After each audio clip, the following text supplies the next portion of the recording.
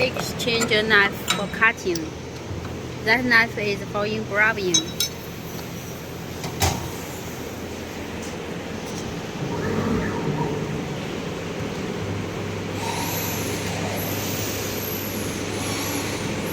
It's going to focus the knife head.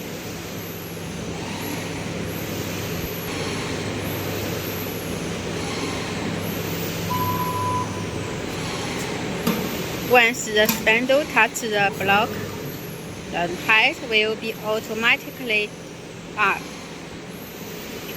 Then engineer start the cutting device in the system.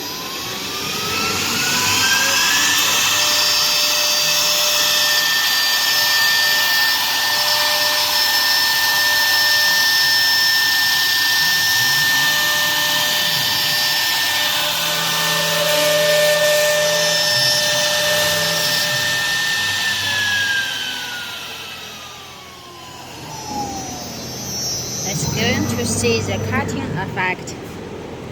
It's clean. This is the dust.